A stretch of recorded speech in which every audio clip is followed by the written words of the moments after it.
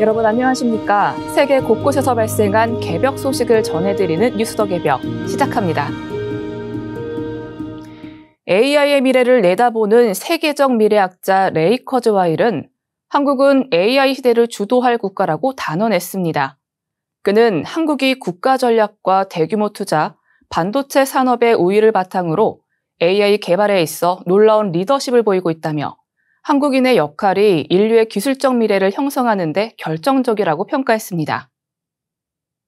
최근 들어서 마침내 특이점이 시작된다를 출간한 커즈와일은 AI의 발전이 인간 수준의 지능을 넘어설 시점, 즉 특이점이 가까워져 왔다고 밝혔습니다. 그는 2029년이면 인간과 구분되지 않는 AGI가 등장할 것이라고 예측해왔고 그 근거로 가속화되는 수익의 법칙을 제시했습니다. 이는 컴퓨터 계산 성능이 수십 년간 지수적으로 증가해왔다는 데이터 기반 분석입니다. 1939년 콘라트 추제의 G2 컴퓨터가 초당 0.000007회 계산을 수행했던 반면 오늘날 엔비디아의 B200칩은 1달러당 5천억 회 이상 연산을 처리합니다. 커즈와일은 86년간 약 7경배의 계산 능력 향상이 이루어졌고 이 추세는 지속되고 있다며 2029년 AGI 실현에 대한 확신을 나타냈습니다.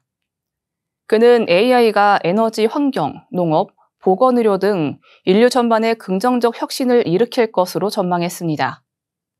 예를 들어 AI는 태양광 발전 효율을 획기적으로 끌어올릴 신소재를 발견하고 건물 내 모든 영양분을 재활용하는 스마트 농장 기술로 농업혁명을 견인할 것이라 밝혔습니다.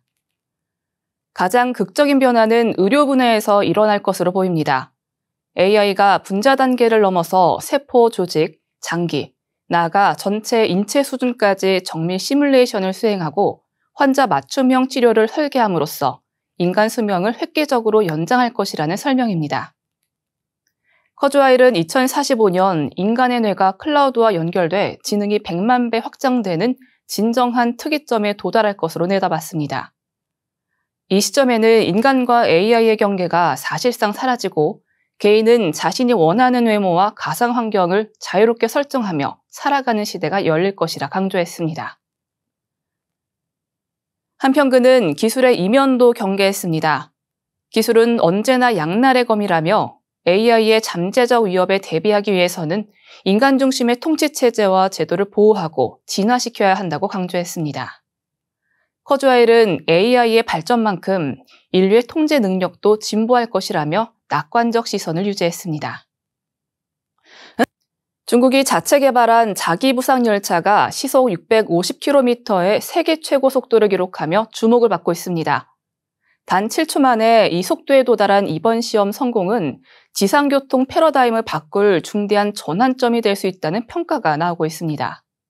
중국 관영 CCTV와 CGTN 등은 지난 6월 16일 후베이성의 둥우 실험실이 무인 시험용 자기부상 열차를 시속 650km로 가속하는 데 성공했다고 보도했습니다.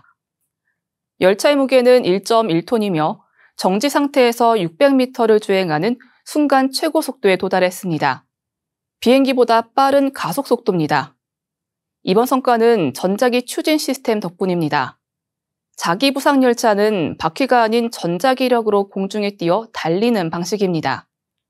레일과의 마찰이 전혀 없어 고속가속과 감속이 모두 전자기력만으로 이루어집니다. 실제로 감속 시험에서는 시속 650km에서 200m 만에 완전히 정지하는 데 성공했습니다. 둥우 실험실 측은 이번 시험에 약 1km 길이의 시험선을 사용했습니다. 일반적으로는 30에서 40km의 직선 궤도가 필요하지만 단거리 고추력 방식을 도입해 좁은 공간에서도 정밀한 고속시험을 가능케 했습니다. 측정 오차는 불과 4mm에 불과하다고 밝혔습니다. 니웨이차오 고속 자기부상 추진 기술혁신센터 주임은 이번 시속 650km 달성은 최종 목표가 아니다라며 앞으로 시속 800km까지 기술을 끌어올릴 수 있다고 자신감을 드러냈습니다. 그는 또 해당 기술은 교통을 넘어 저공비행체, 항공우주 발사 시스템 등 다양한 민간 분야로 확장될 수 있다고 덧붙였습니다. 한편 중국 광저우시는 향후 광저우 베이징 간 초고속 자기부상열차 노선을 포함한 종합 입체교통망 계획을 발표했습니다. 현재 4시간 15분이 걸리는 우한 광저우 구간을 2시간으로 단축할 수 있다는 구상입니다. 중국의 이번 자기부상열차 시험은 세계 교통기술 경쟁에서 한 발 앞선 도약으로 평가되며 향후 고속철도 시장의 판도를 뒤흔들 강력한 신호탄으로 받아들여지고 있습니다. 일본 규슈 남쪽 도카라 열도에서 6월 말 일주일간 무려 500차례 이상의 소규모 지진이 발생해 지역 주민과 온라인상에서 불안감이 급격히 커지고 있습니다. 특히 일본 온라인 커뮤니티와 SNS에서는 이른바 도카라의 법칙이라는 속설이 다시금 주목받고 있습니다. 이번 지진의 최대 규모는 4.7이었으며 별도관 측에선 진도 5에 해당하는 흔들림도 가고시마현 도시마촌 일대에서 3차례 기록됐습니다. 그러나 현재까지 쓰나미를 포함한 별다른 피해는 보고되지 않았습니다. 일본 기상청은 당분간 강한 흔들림을 동반한 지진에 계속 주의해달라고 당부했습니다. 이와 동시에 도카라의 법칙이라는 미확인 속설이 SNS를 중심으로 확산 중입니다.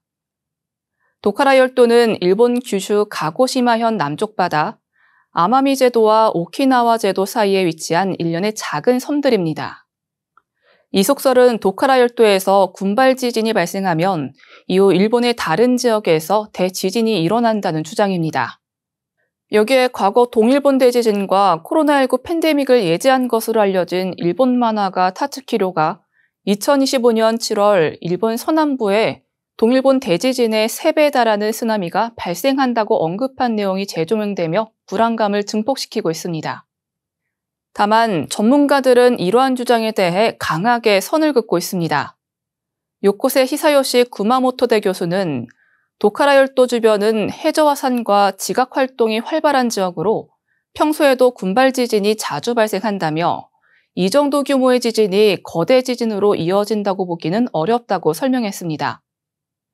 나카지마 주니치 도쿄과학대 교수 역시 도카라 지진과 대지진은 지리적으로 별개의 영역이라며 난카이 해곡에서 예측된 규모 8에서 9의 대지진과의 관련성도 일축했습니다.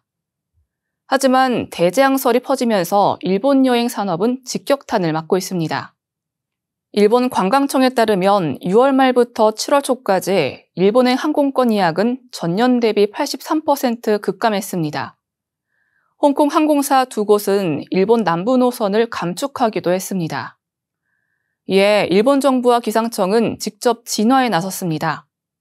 일본 기상청은 현재 과학 수준으로는 지진의 시기, 장소, 규모를 예측할 수 없다고 밝히며 근거 없는 소문에 휘둘리지 말고 공식 정보를 참고하라고 당부했습니다.